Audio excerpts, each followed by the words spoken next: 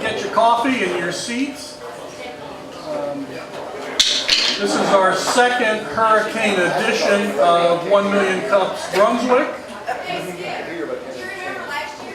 Last you were boarding up windows. So when are you going to start again? They'll be here today, so if we wait long enough, we can hear drills being real loud and all that sort of stuff. Now that we've, if you've noticed, the Royal Hotel, Matthew Rayford is going to move his restaurant across the street, and they have recently painted that end of the old Royal Hotel, and it's absolutely beautiful.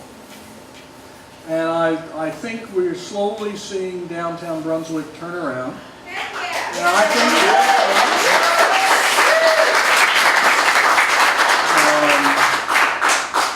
think glad we were part of that.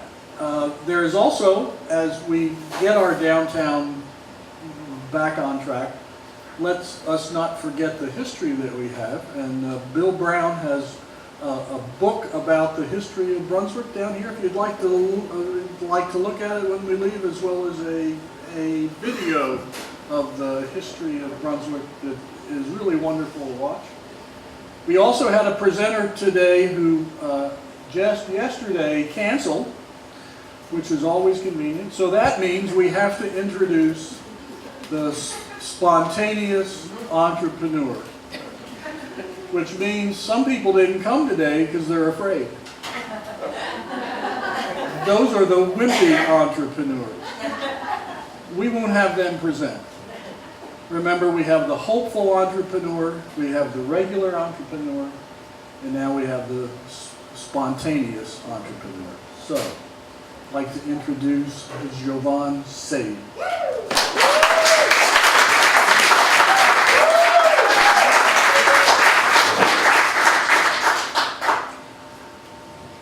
Good morning, everyone. My name is Jovan Sage. I'm one of the co-owners behind The Farmer and the Larder, the reluctant farmer at Gilliard Farms, and I am also the creator and healer behind Sage's Larder. Sage's Larder is a company that has existed in some shape, form, or fashion since I was a little kid, but in earnest since 2009 when I was doing food consulting in New York City. I have a background in nonprofit management and social justice, so I've dedicated my work to traveling around and working in communities that are under attack. And from that work, which, you know, if you know too many community organizers, it is deeply passionate, very stressful, long hours, lots of fast food kind of work, because you're so devoted to the communities that you're working in. And what often happens for many organizers is burnout. You know, you're working 60, 70 hours a week, like many of the entrepreneurs that I know. You're either deep in your own community or you're far away from your community helping other communities. With, you know, it's high energy, it's high stress, everything is on the line, and only you can make the difference between winning and losing, which is a right place to fall apart over and over again. So for me, Sage's Larder came out of this place of needing to heal myself and also wanting to bring that healing to the communities that I was working in. And I often joke that a chicken saved my life. I was, you know, after one major campaign loss in 2008, I found myself back in New York City, tired, exhausted. I had been on the road for 4 months. And, you know, again, in that place of like, you make the difference between winning and losing. Well, guess what? We lost. So that meant I was the reason we lost, right? And so you take that on, you take on that heaviness. And if you've ever been in New York City in the winter, that's the worst time to feel that kind of heaviness. when nobody's coming outside, it's really cold. You know, you don't have that green of spring that reminds you that you're alive. And I ended up watching this documentary on people and their chickens. You know, some folks put little dresses on them. Some people, you know, walk them around on leashes. They're just really kind of crazy chicken people, which I love those people. And so I ended up signing up for an urban chicken keeping class. And I was the very last person to go up to hold the chickens at the end of the session. And I was terrified because chickens are kind of terrifying. They have beaks and talons. They're kind of dinosaurs, miniature dinosaurs. But I decided to go up, and I decided to brave it, and I held her, and there was just something in me that just kind of like settled. And I was like, oh. So I talked that instructor into taking me on as an urban chicken keeping apprentice. So every week I would be in the community garden working with 50 hens, collecting eggs, you know, unsticking eggs from where they were stuck, and just really kind of connecting to the earth and connecting to the ground and connecting to the garden, and these life forms that I had to take care of. And it brought me to this place of that there's a different way of being. There's a different way to live that's connected to the earth, that's, you know, connected to our food sources. And so that kind of set me on this journey of, you know, I created on top of my brownstone, I created a little miniature farm. I started doing food and farming advocacy work. First, founding an organization called Flip the Table. So I worked with high school and college youth in New York City around food justice work and how to change their communities, which led me to working with Slow Food USA as a director. So I was this national director traveling around the country and around the globe, advocating for good, clean, and fair food. But there was something that was missing. My hands in the pot, my hands in the herbs, my hands in the earth. And so that's what brought me to Brunswick, to join my fiance on his family farm, which led to us opening the Farmer and the Larder. Which, you know, the larder, Sage's larder, the farmer, so we just kind of brought all of those together. But Sage's larder has been there, and it's been there in so many ways. I'm an herbalist. I'm also a certified health coach. So I work one-on-one with folks on realizing their full wellness and health goals for themselves. I do consulting. I create special herbal tea blends, but I'm also a food producer because I believe that there's pleasure and there's healing, and that you should have both. So I do everything from creating jams and special shrubs, which are, you know, apple cider vinegar, fruit-based cocktail mixers, to blending herbal teas, ones that are calming and relaxing, and ones that, you know, help you make it through cold season. And so for me, and then I also do, you know, I'm also the food alchemist. So I create kombucha, which is a fermented tea that's like this very wonderful healing tonic. And so for me, I'm a mad scientist in the kitchen, and I believe that we can heal ourselves through food. So that's kind of Sage's Larder in a nutshell. And so, you know, for me, where I'm at right now is figuring out, okay, you know, what's next? We're working to transition our space to this, you know, event space. However, Sage's Larder kind of lives in the front of the Farmer and the Larder, and so if you ever walk in there, you'll see my herbs, you'll see my tea blends, you'll see my kombucha, and the vinegars that I make and everything. And so just kind of figuring out, okay, you know, what's next? I do a robust business at local farmers markets, but that's the most exhausting thing you can possibly do. So I'm trying to figure out ways to scale up, to figure out ways to, you know, get my products into more people's hands, but to also kind of like start to create a robust consulting business, working one-on-one. You know, I work with women and men, but I tend to gravitate more towards women. And then I'm also looking to reach into different communities that where healing and good food are often overlooked and not available. So. Right. Thank you. I'm going to ask the first question. It's more of a personal question. having heard about weird people who dress up chickens, I love the way New York City's subway smells. Am I as weird as a chicken person? You are absolutely terrifyingly weird. Have you been there in August? Oh yeah, and I love it. I take classes there, and the first thing we do is go smell the subway. Because that's the way life and creativity and excitement smells. Yeah. It's just, I love it. I love it. That and the piss, you know? I might can it and present, you know. This is the way to make your house smell wonderful.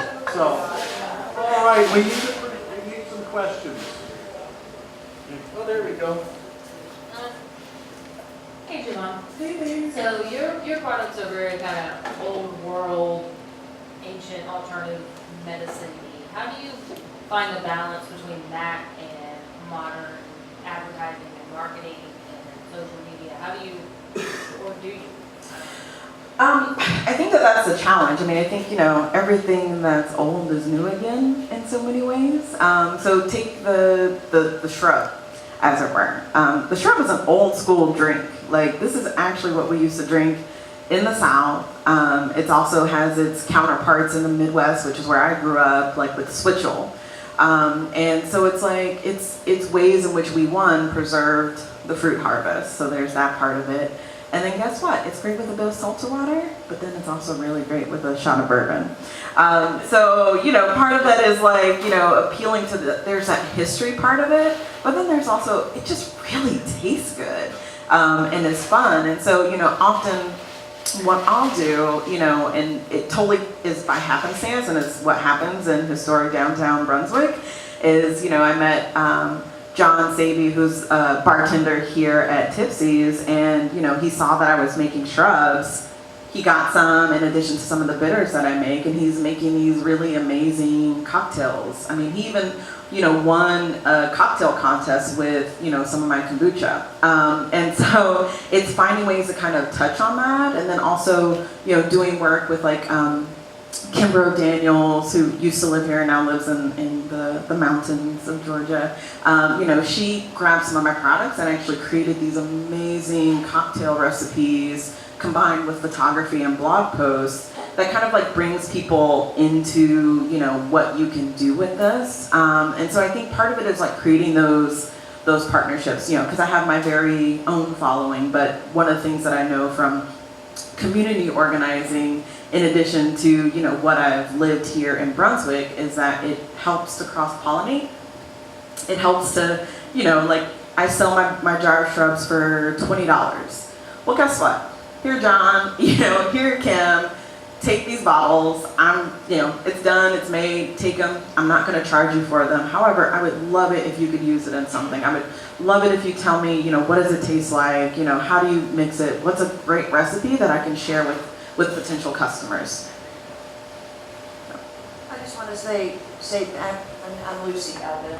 I just want to say thank you for stepping in on short notice. It's inspiring, and you're an inspiring figure.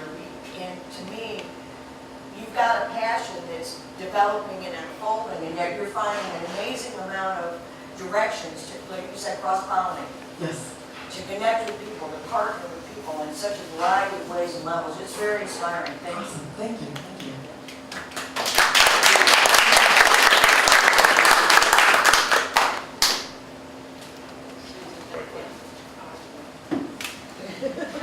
Right now, are your products only available at Farmer and Larder, and will they be available other places, online? Can you tell us a little about that? Yes. So right now, other than the Farmer and the Larder, Jennifer Z of Dot and Army, and I'm sorry, I totally call you Jennifer Z wherever I go. Hopefully that's okay. But she has a shop just down the road called Dot and Army, and so she carries my jams and my herbal teas. And actually the teas that I just dropped off the other day, they're in these cute little tea tins, and they have an organic muslin reusable tea bag that she sewed for me. Which is just super cute and super green and sustainable, which is part of me, and it's part of this community. So that's the main part. I'm hoping to get my e-commerce on and popping.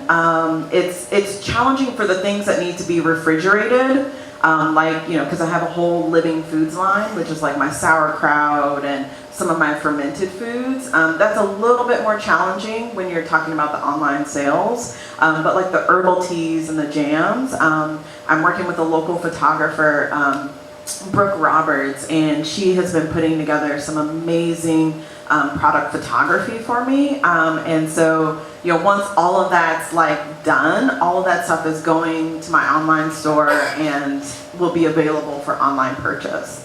So that's, again, as a multi-passionate, a multipreneur, it's hard trying to find the time to do everything that has to be done. And so one of my goals this year is to make sure that Sage's Larder is up and out there, and having the online sales and being in other stores. I have an opportunity to work with Peach Dish in Atlanta, which is one of those meal companies. They're a southern-based company, and so they reached out to me about carrying some of my herbal teas. But I'm also hoping that, like with the kombucha and stuff, there's only one major producer of kombucha here in Georgia, and they're based in Atlanta. So I think that there's definitely space to incorporate my flavors into the Georgia landscape.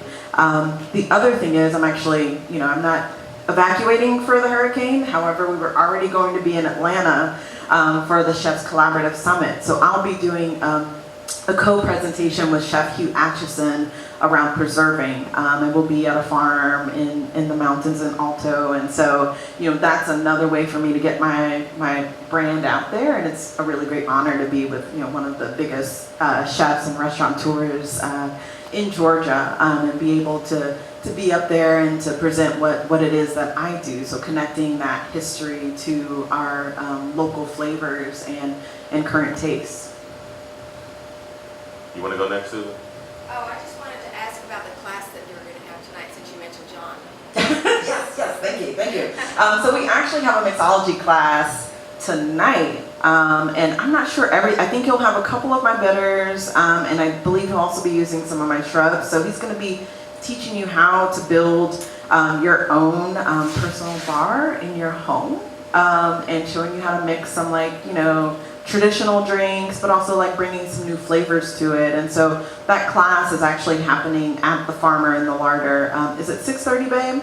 6:30. Okay, 6:30 tonight. So there's still some seats available, so you can just come and pay at the door instead of going online, because all of our classes, including my classes that I teach, are available online at farmerandlarder.com.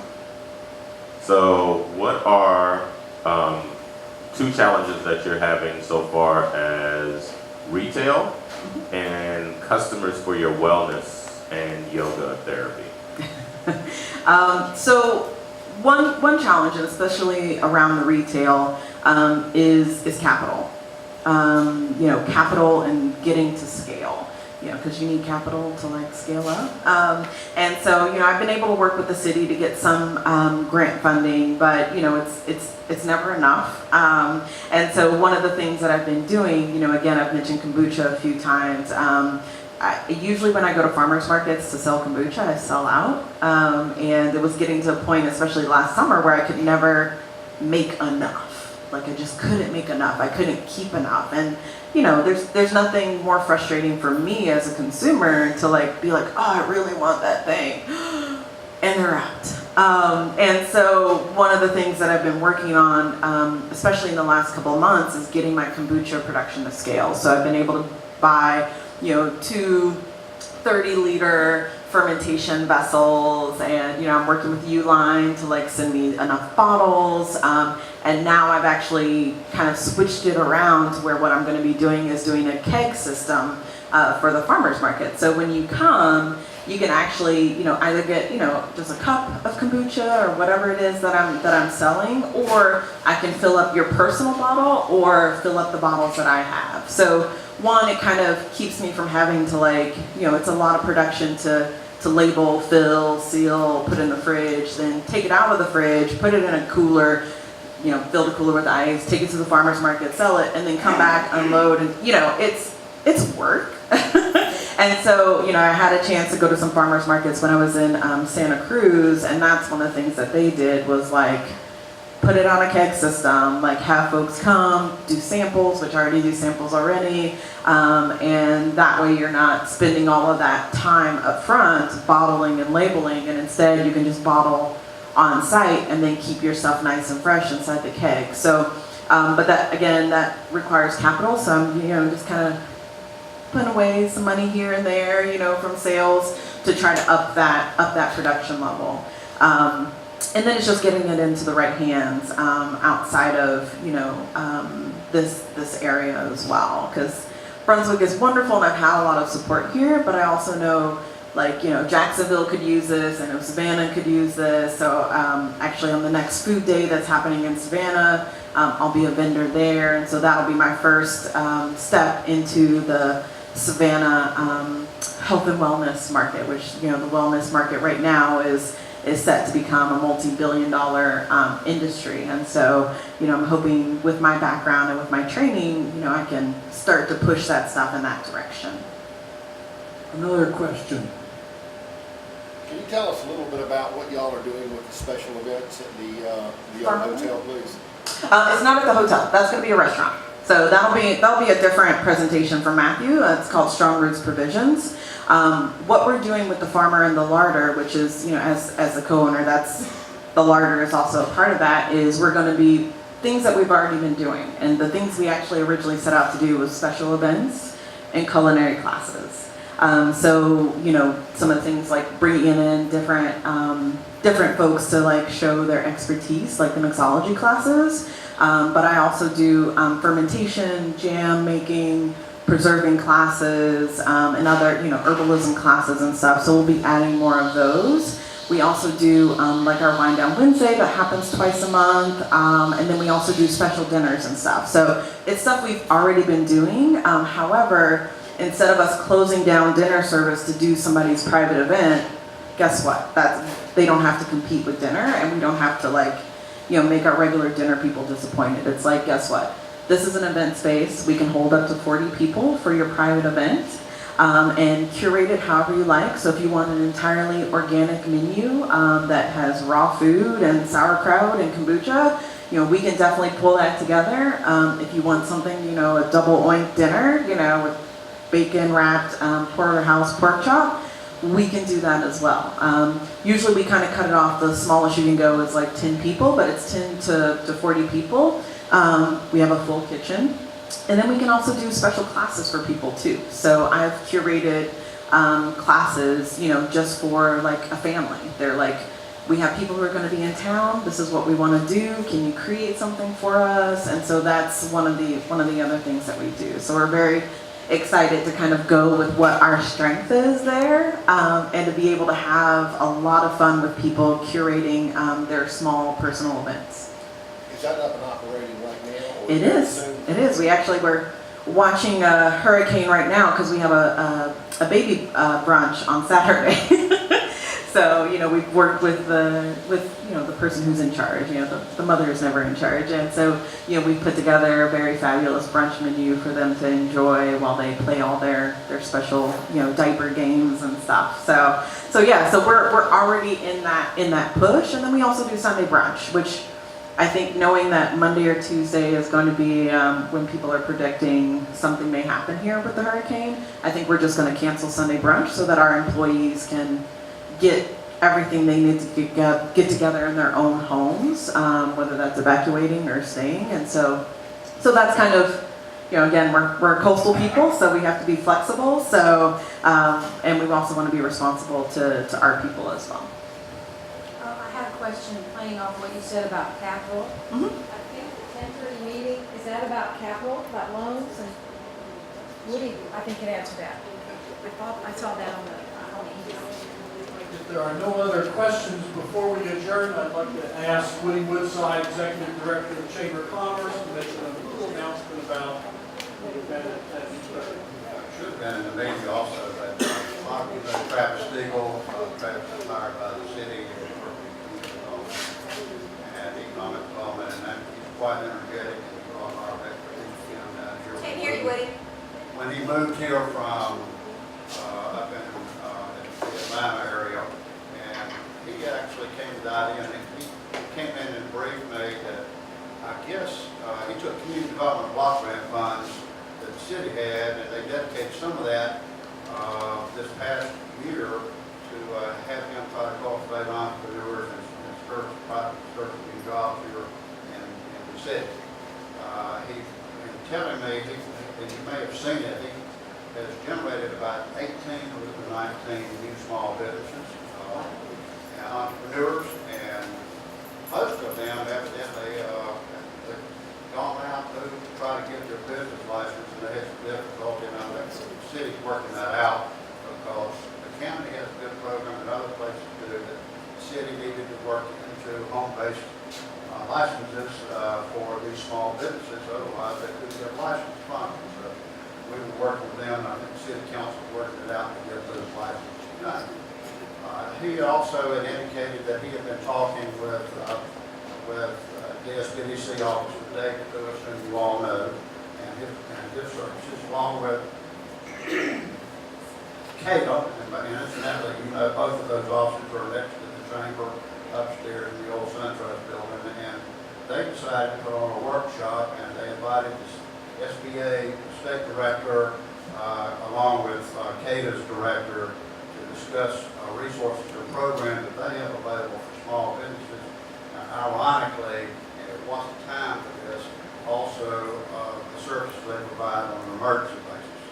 So, let's hope that none of that stated.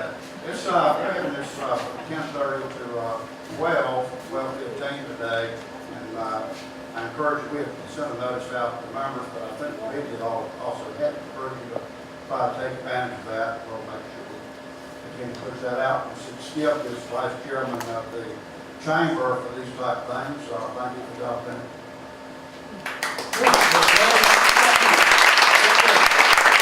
Any other final questions for? I have a thought. You have a thought. More than I've ever had. 20 years or so. I just want to say I've been a merchant downtown for a long time, and part of what we're seeing in the downtown area right now is a result of what happened back in the early 80s. I was one of the merchants and Old Town Preservation Association.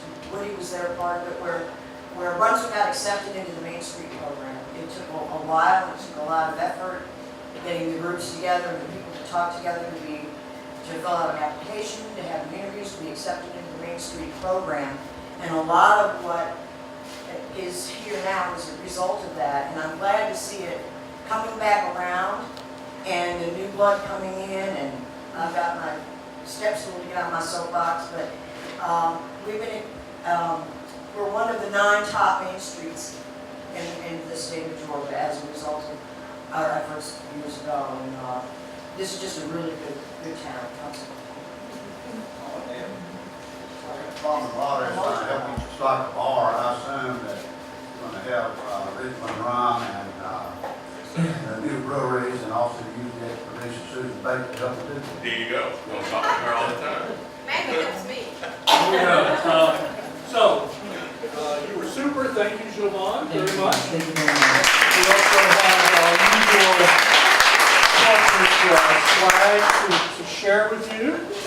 And next month, we have the brew pub across the street is going to make a presentation, and someone else. And if you know anyone who would like to present, please have them reach out to us. We're always looking for presenters.